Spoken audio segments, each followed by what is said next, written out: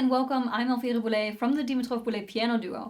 And a couple of weeks ago, Dimitar shot a video on the ending of the C-sharp minor Nocturne by Chopin, the very famous one.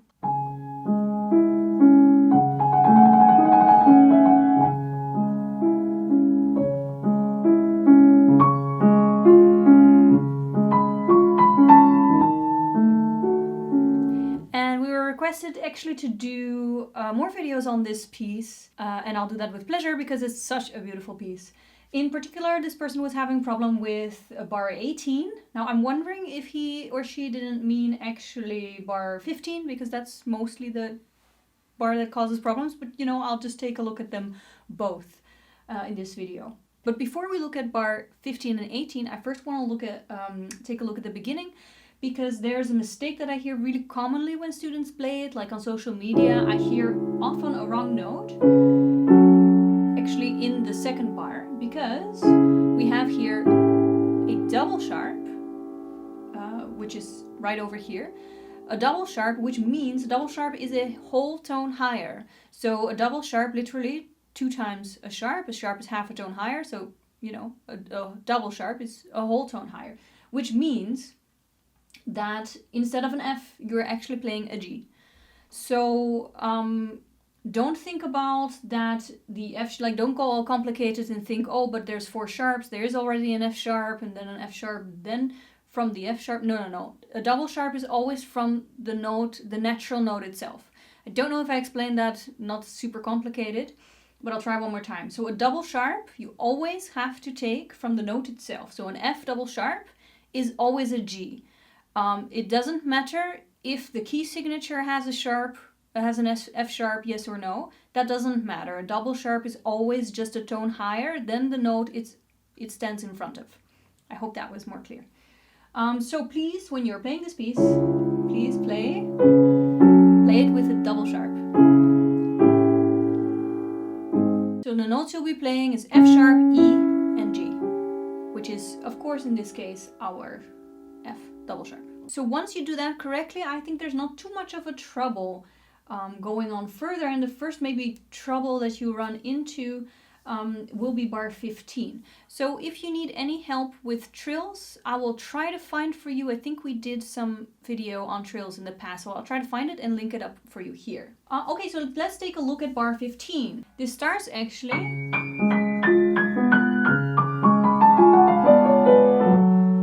I think the first thing, just make sure you have a good fingering. You can use the one that's here. It's pretty good, I think. Yes, it's really good. The second thing is that you need to know when comes what. So we are starting with triplets in the right hand and 8 notes in the left hand. If you want to know more detail about triplets against 8 notes, then I'll link up for you here. We did a video on that as well. So we're going to start off together with the C. Don't forget that it's actually an octave higher because of this sign right here. So you don't play this C, you actually play this C. You start off together, and then right hand has more notes, right? Because right hand is playing a triplet. Right hand is playing 3 notes in the time that left hand is playing 2 notes. So we start off together, but then right hand needs to go first because it has more notes. Then comes left hand in between, then comes right hand, right hand in between, and then together.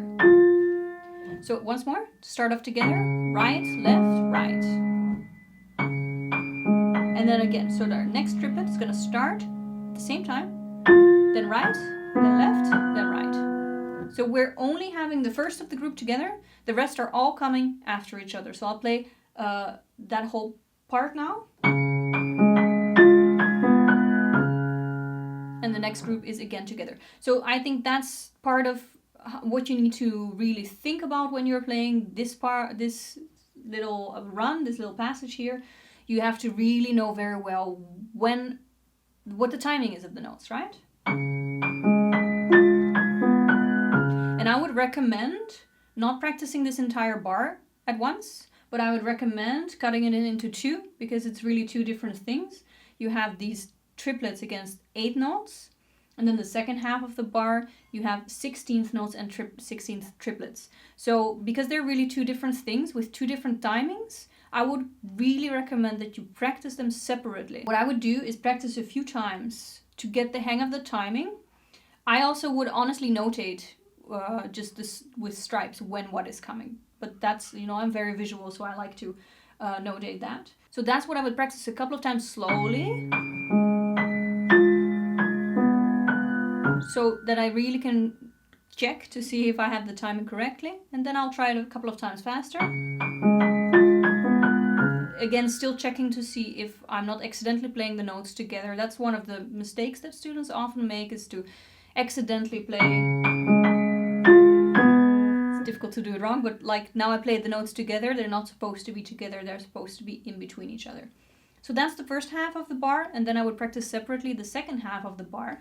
And if you get the hang of both of those really well, then combine the whole bar. So let's take a look at the second half of the bar. It's no longer octavated. So we're just gonna start here on the second finger. These are normal 16th notes, which means they're just two 16th notes at the same time that my left hand is playing 1/8 note. And after that, the triplet 16ths start. So we have one group of 2, and then we have 3 groups of 3.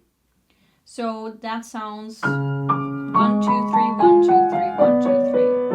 And I think it is actually really useful to do 2 separate exercises for this, to count out loud and really see them as groups of 2, and then 1, 2, 3, 1, 2, 3, 1, 2, 3. So what I was just doing now is a great exercise for you to do as well. 1, 2, 1, 2, 3, 1, 2, 3, 1, 2, 3. So do that a couple of times. One other great exercise is to make an accent every time on the beginning of the group. So remember, we have a group of 2, and then we have 3 groups of 3. So if you make an accent on every first of the group, you make an accent also when you're playing together with the left hand. So that would sound like this.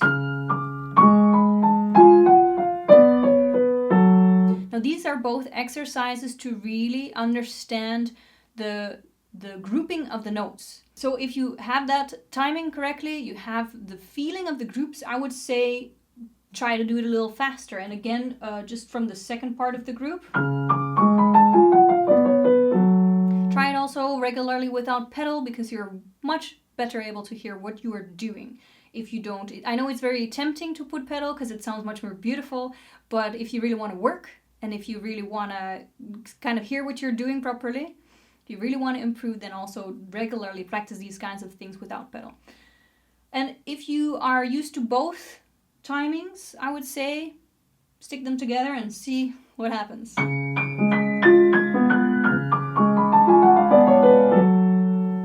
Let's take a look at bar 18 now as well, where we have a trill, and after that we have a run of 30-second notes.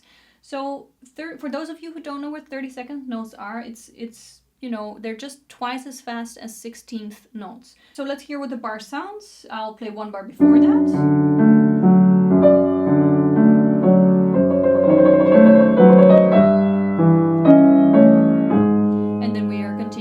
So I think that, you know, a few things here. Probably the most important thing is fingering here. I like to do this trill with 2/4, but I suggest you also try 2/3. It's a really comfortable fingering for trilling as well. And but I think 2 is a really good one. Why? So that you can actually use your thumb on the 30-second notes. So the 30-second notes, I think it would be beneficial if you played 1, 2, 3, 4, 5. Because in that way, you can play it fast, you don't need to go under or over. So I think that that is good. So I wouldn't start the trill on 1, because then you have to go, it's very inconvenient to get to the B with the first finger. So I think that fingering here is a really important thing. And that's generally, I think that fingering is about looking ahead. That's why fingering is so important. You're looking always, you're planning ahead. And if you don't start with 2, you're gonna get not so comfortable with the 30-second notes. And I think that the key here, to play them also fast, right, is to start very light. And there is written also in my score a crescendo, because you actually want to emphasize this note, right? So that's what I would do. And once again, just as in what we did in bar 15, I would practice these 2 things really as separate, because even though it's only one bar, you might find it strange to practice such a small thing, right? There are two different techniques, and that requires a different kind of exercise and a different kind of focus. So if you take this as a whole, you have to switch really, really quickly between the different techniques. So I would say one of the key things to conquering passages is to only practice a passage that has a similar technique. Okay, I hope that this was useful to you, and I hope that I did the bars that you were having trouble with. Let us know how it's going actually with this beautiful nocturne. I really hope that you enjoy studying it. I hope that you enjoy playing it. If you have any other requests, we'd be very happy to take a look at whatever you're requesting. Please don't forget to subscribe, like, check us out on Facebook, TikTok, what else? Instagram. Thank you so much for watching. See you next week.